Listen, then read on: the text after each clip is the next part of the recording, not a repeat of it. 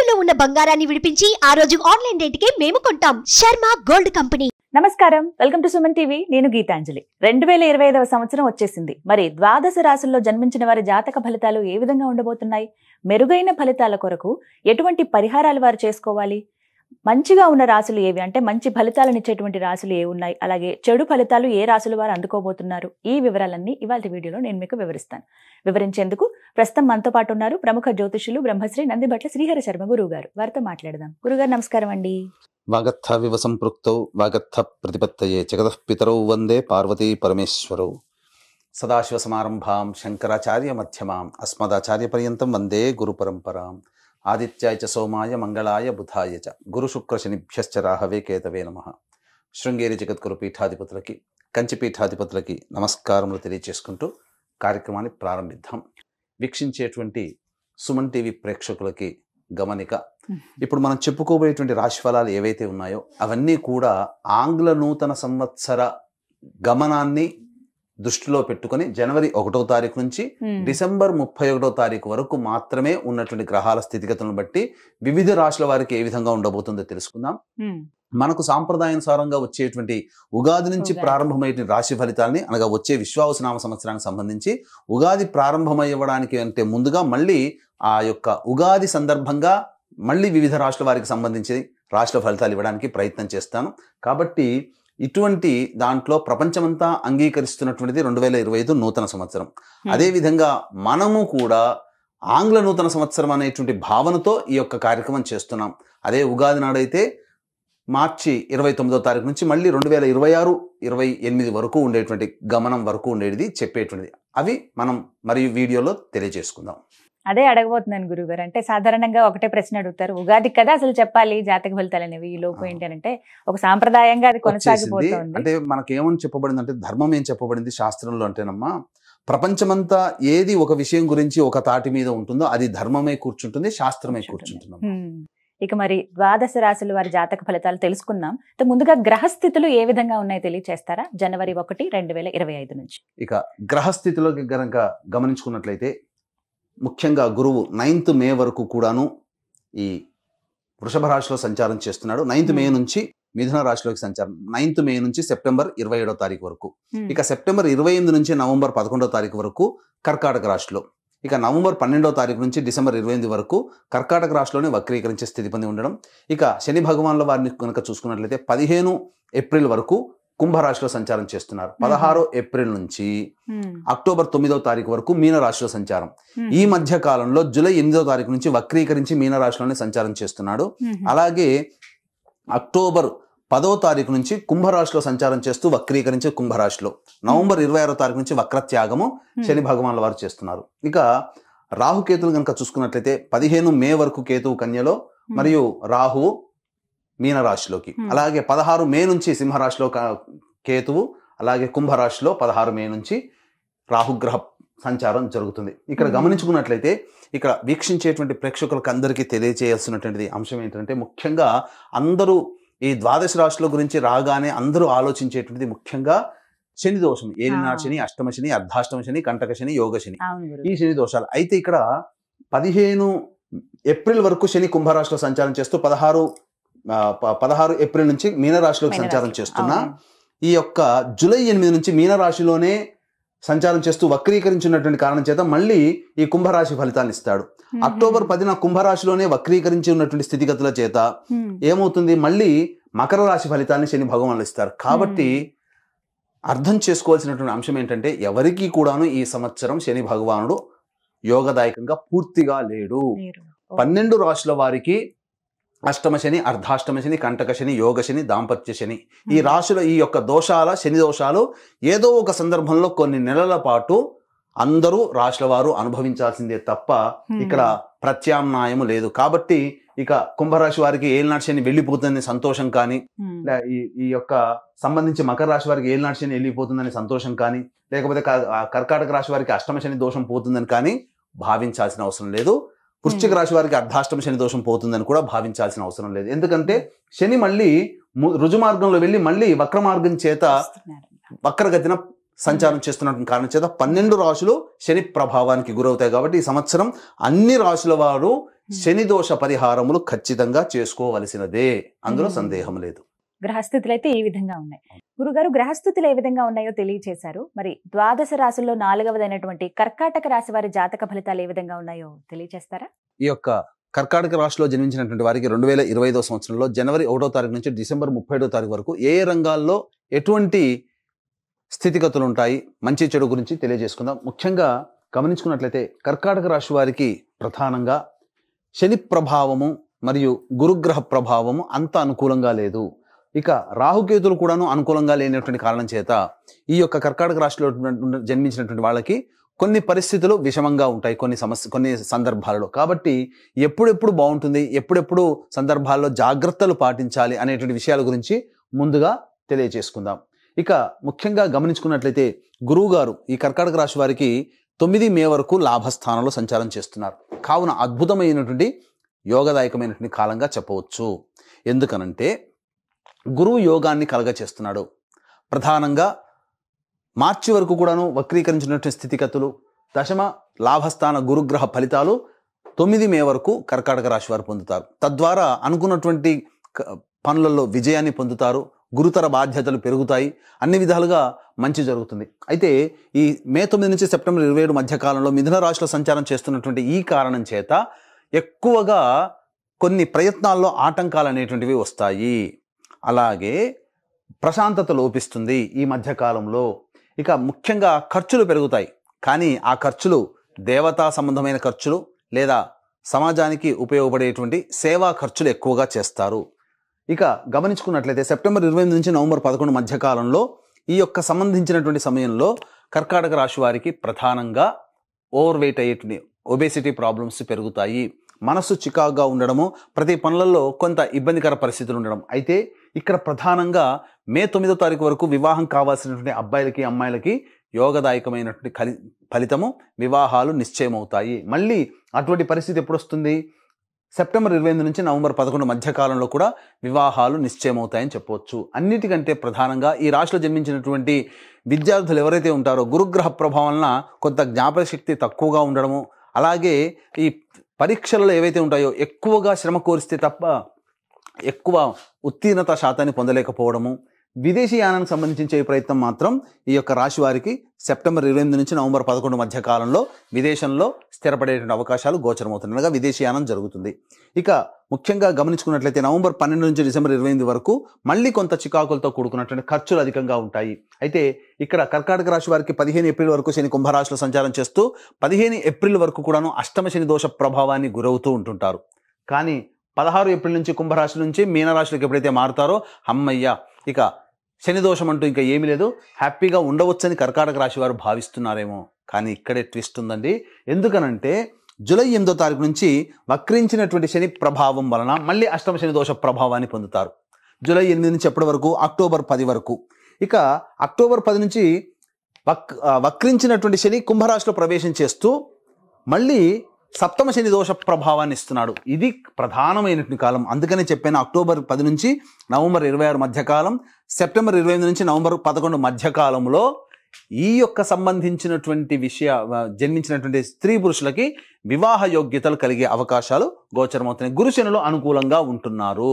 ఇది ప్రధానంగా గుర్తు తెచ్చుకోవాల్సింది. అష్టమ శని దోష ప్రభావం పోయింది అనుకున్నటువంటి సమయంలో జూలై 8 నుంచి అక్టోబర్ 10వ తారీఖు వరకు. కాబట్టి జూలై అంటే ఆగస్టు, సెప్టెంబర్, అక్టోబర్ 3 నెలలు 92 రోజుల పాటు అష్టమ శని దోష ప్రభావాన్ని మళ్ళీ ఈ యొక్క కర్కాటక రాశి వారు గమనించుకుంటే మొత్తం చూసుకున్నట్లయితే 15 ఏప్రిల్ అనగా దగ్గర జనవరి, ఫిబ్రవరి, మార్చి 3 నెలలు 15 అంటే 9 + 90 + 15 105 రోజులు, మళ్ళీ 90 రోజులు 92 రోజులు మొత్తం కలిపితే 197 రోజులు మళ్ళీ కర్కాటక రాశి వారు అష్టమ శని దోష ప్రభావానికే గురవుతున్నారు. 2 సంవత్సరాల నుంచి పడుతున్నటువంటి ఇబ్బందులు ఎలా ఉంటాయో దాదాపుగా 365 రోజుల్లో దాదాపు 200 రోజుల పాటు వేసుకోండి, అంటే సగం ఖచ్చితంగా మళ్ళీ అష్టమ శని దోష ప్రభావానికి గురవుతున్నారు. కాబట్టి దైవానుగ్రహాన్ని పొందే ప్రయత్నం చేయండి. ముఖ్యంగా ఈ యొక్క సంబంధించినటువంటి restaurant business, super market business, general store business, road side పండ్ల వ్యాపారస్తులు, అలాగే కుకింగ్ సంబంధించినటువంటి వ్యాపారస్తులు, ఎడ్యుకేషనల్ ఇన్స్టిట్యూషన్ నడిపేటువంటి వాళ్ళు, జ్యువెలరీ రంగంలో ఉన్నటువంటి వాళ్ళు, అలాగే ఈ సంబంధించినటువంటి పూజా స్టోర్సు మరియు తీర్థయాత్రలు చేసేటువంటి వాళ్ళందరూ కూడాను, తీర్థయాత్రలు నడిపేటువంటి వాళ్ళందరూ కూడాను యోగదాయకమైనటువంటి పరిస్థితులు ఉంటాయి. పెద్దగా లాభాలు అనేటువంటివి ఉండవు, కానీ మంచి స్థితిగతుల్లో ఉంటారని చెప్పవచ్చు. ఇక ఈ తోలు చర్మ సంబంధించినటువంటి వ్యాపారస్తులు, స్టీల్ వ్యాపారస్తులు, అలాగే ఎడిబుల్ ఆయిల్స్ రంగంలో ఉన్నటువంటి వాళ్ళకందరికీ కూడాను సాధారణమైనటువంటి ఫలితాలే కలుగుతాయి తప్ప, ఎందుకంటే అష్టమ శని దోష ప్రభావం మళ్ళీ కొంత ఉంటుంది. అయితే విదేశీ యానం, విదేశీ సంబంధించినటువంటి అన్ని కూడాను గమనించుకున్నట్లయితే 16 ఏప్రిల్ నుంచి జూలై 8 మధ్య కాలంలో విదేశీ యానం చేయడానికి సంపూర్ణమైనటువంటి అవకాశము, మళ్ళీ ఈ సెప్టెంబర్ 20 నుంచి నవంబర్ 11 మధ్య కాలంలో కూడా విదేశీ యానానికి అనుకూలమైనటువంటి సమయంగా చెప్పవచ్చు. అయితే ఈ యొక్క రాశిలో జన్మించినటువంటి ఉద్యోగస్తులు, కేంద్ర రాష్ట్ర ప్రభుత్వ ఉద్యోగస్తులు ఎవరైతే ఉంటారో సాధారణమైనటువంటి ప్రమోషన్సే ఉంటాయి. బదిలీలకు సంబంధించి చేసే ప్రయత్నాలు కష్టంతో కూడుకొని బాగా ప్రయత్నం చేసి దైవానుగ్రహం పొందితే తప్ప కోరుకున్న చోటికి బదిలీలు పొందే అవకాశం ఉండదు. ఉద్యోగస్తులైతే ప్రధానంగా కొన్ని సమయాల్లో నిరుద్యోగస్తులకి ఉద్యోగం లభించి తీరుతుంది.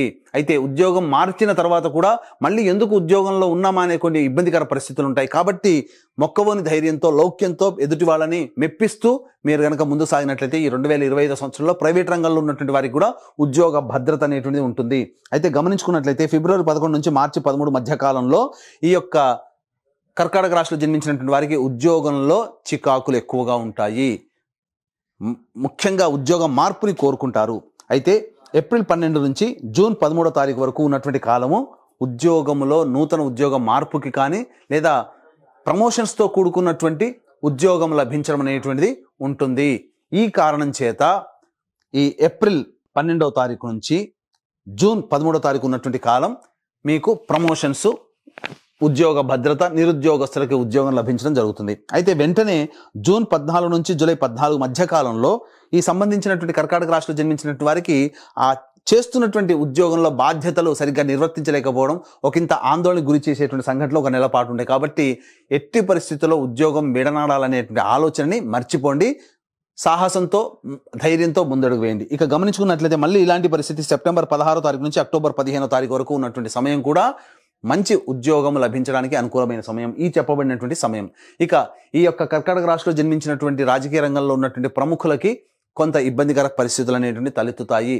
పెద్దల ఆశీర్వచనం కానీ, అలాగే ఈ యొక్క ప్రజల ఆదరణ, అండదండలు సరిగ్గా లేకపోవడం వల్ల సాధారణమైనటువంటి జీవనాన్ని ఈ యొక్క రాజకీయ నాయకులు పొందుతారు. ఆశించినటువంటి పదవి లభించకపోవడం వల్ల కొంత నిరాశ పొందేటువంటి అవకాశాలు గోచరమవుతున్నాయి.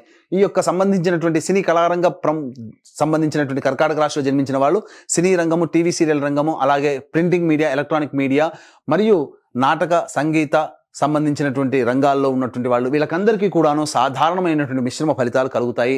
అంది వచ్చినటువంటి అవకాశాలని చక్కగా వినియోగించుకోగలిగితే మీరు ఈ 2025 సంవత్సరం చక్కగా ఆనందంగా ఉండవచ్చు అని చెప్పవచ్చు. అయితే ఓవర్ ఎక్స్పెక్టేషన్స్ పెట్టుకొని గొప్పగా కీర్తి లభిస్తుందేమో, గొప్పగా ధనాదాయం ఉంటుంది అనేటువంటి ఆలోచనల్ని వాస్తవానికి మీరు ఆలోచన చేసుకొని ప్రయాణం చేయండి. ఆశల కంటే, ఆలోచనల కంటే వాస్తవం వేరుగా ఉంటుందనే విషయాన్ని గమనించుకుంటూ వచ్చినటువంటి ప్రాజెక్ట్ని చక్కగా మీరు ముందుకు నడిపించుకోగలిగితే మీరు ప్రశాంతమైన జీవితాన్ని పొందుతారు అని చెప్పవచ్చు. ఇక ఈ సంబంధించినటువంటి విద్యార్థులైతే కష్టే ఫలి అన్నట్టుగా ఉండాలి. పోరాట పటిమతో ఎదుటివారితో ఢీకొనాలనే స్ఫూర్తితో మీరు ప్రయాణం చేస్తేనే మీరు మెరుగైనటువంటి ఫలితాలు పొందుతారు. ఈ చెప్పినటువంటి సమయంలో విదేశీ యానం, విదేశీ విద్యకు సంబంధించి యోగదాయకమైనటువంటి సమయంగా చెప్పవచ్చు. ఎప్పటి నుంచి సెప్టెంబర్ 20 నుంచి నవంబర్ 11 మధ్య కాలము, అలాగే ఈ ఏప్రిల్ 11 నుంచి జూలై 8 మధ్య కాలంలో సంబంధించి విదేశీ యానం, విదేశీ విద్యకు సంబంధించి ప్రయత్నాలన్నీ కూడా కొలికి వస్తాయి.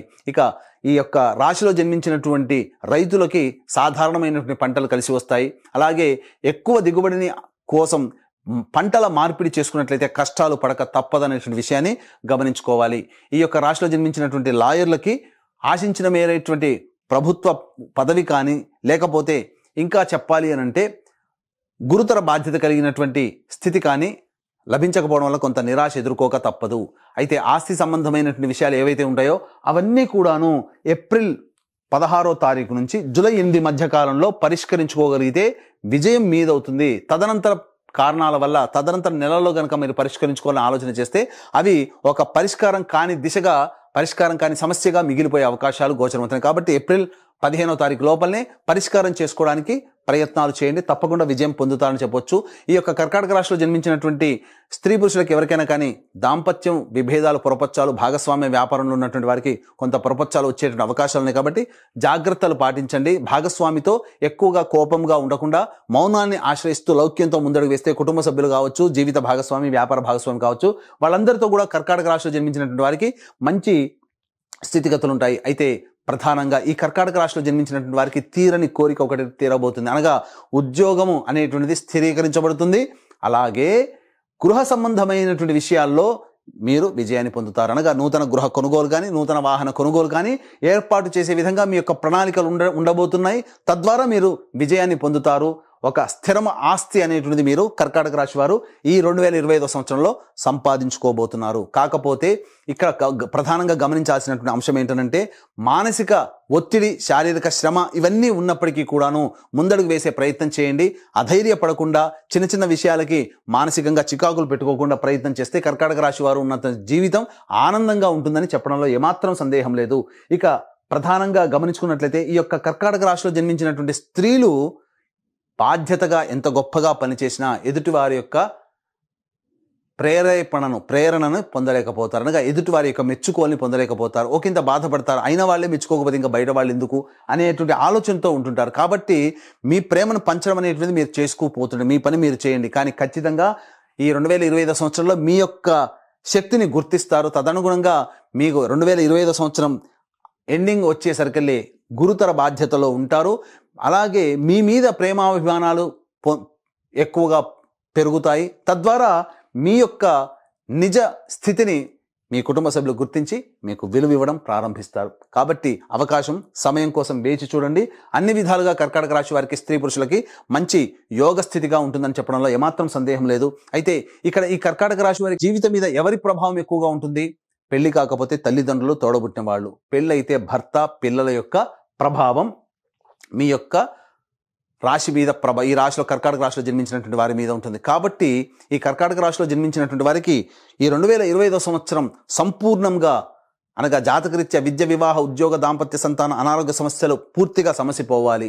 అలాగే కర్కాటక రాశి వారికి చూసుకున్నట్లయితే శని ప్రభావం ఇక్కడ మనం చెప్పుకున్నాం ఇంతకుముందు, అష్టమ శని మరి సంబంధించినటువంటిది. ఇక్కడ ఈ అష్టమ శని ప్రభావము మరియు సప్తమ శని ప్రభావం వెరసి ఈ కర్కాటక రాశి వారికి అనగా కర్కాటక రాశితో పాటు 12 రాశుల వారికి శని ప్రభావం సంపూర్ణంగా ఉన్నటువంటి కారణం చేత శని దోష నివారణ హోమాలు అనేటువంటివి ప్రతి నెల అనగా మీ యొక్క జాతకరీత్యా కలుగు అన్ని రకాల సమస్యలకి శని వలన కలిగేటువంటి సమస్యల నివారణకి సర్వదోష నివారణ పూజలు, హోమాలు అనేటువంటివి ప్రతి నెల ఒక్కొక్క పుణ్యక్షేత్రంలో జరపబడతాయి. దీనికి శ్రీకారం జనవరి 13వ తారీఖు రోజున శ్రీకాళహస్తిలో కానీ లేదా శ్రీశైలంలో కానీ శ్రీకారం చుట్టబోతున్నాం. కాబట్టి మీ కుటుంబ సభ్యుల గోత్రనామాలు ఈ యొక్క కార్యక్రమంలో సంవత్సరం పాటు జరిగేటువంటి కార్యక్రమంలో నమోదు చేసుకోవచ్చు. అవకాశం ఉన్న వాళ్ళు రిజిస్ట్రేషన్ వివరాలు కార్యక్రమ తదనంతరం కాంటాక్ట్ చేసి తెలుసుకోవచ్చు. ఇక తండ్రి వైపు, భర్త వైపు 6 తరాలు, తల్లి వైపు, భార్య వైపు 3 తరాల్లో ఏవైనా దుర్మరణాలు ఉన్నా, అలాగే liver problem, kidney problem, cancer రోగాలతో 60 సంవత్సరాల లోపల ఏ విధంగానైనా మీ కుటుంబ సభ్యులు చనిపోయినా వాటిని పితృదోషములు అంటారు. కాబట్టి నిజాయితీగా పితృదోష నివారణ కార్యక్రమాలు ప్రతి నెల మా పీఠం ఆధ్వర్యంలో జరిపించడం జరుగుతున్నాయి. ఆ వివరాలు కూడా కార్యక్రమ తదనంతరం కాంటాక్ట్ చేసి తెలుసుకోవచ్చు. గురుగారు, మరి వీరు మెరుగైన ఫలితాలు పొందాలంటే గనక కర్కాటక రాశి వారు ఎటువంటి పరిహారాలు చేసుకోవాలంటారు? గమనించుకున్నట్లయితే ఈ యొక్క కర్కాటక రాశిలో జన్మించినటువంటి వారు ఎటువంటి పరిహారాలు పాటించాలి? ముఖ్యంగా వీలు కుదిరినప్పుడల్లా శివాలయానికి చేరుకొని శివాలయంలో ఉన్నటువంటి నవగ్రహాల చుట్టూ శివాయ నమః అంటూ 27 ప్రదక్షిణలు చేసి, ముఖ్యంగా శనివారం నాడు చేయండి. తైలాభిషేకం శనికి సమర్పించండి, తైలాభిషేకం చేయండి. అలాగే శివాలయంలో అర్చనాభిషేకాదులు జరిపించుకోండి. ఈ విధంగా చేసుకున్నట్లయితే తప్పకుండా మీకున్నటువంటి సమస్యలు పరిష్కారం అవుతాయి. ఇక ఈ సమస్యలు ఎక్కువగా ఉన్నాయి, చెప్పబడినటువంటి కంటే విభిన్నంగా మీ జీవితం ఉంది అనంటే మీ యొక్క జన్మ జాతకంలోని నడుస్తున్నటువంటి గ్రహ దశాంతర్దశల ప్రభావాలు. కావున దగ్గరలోని మంచి ఉపాసనా పరులైనటువంటి జ్యోతిషుల్ని సంప్రదించి వారి సలహాలు, సూచనలు పాటించి మెరుగైన జీవితాన్ని పొందుతారని ఆశిస్తూ సర్వం శ్రీ ఉమామహేశ్వర పరబ్రహ్మార్పణమస్తు. చాలా చక్కగా వివరించారండి. నమస్కారం.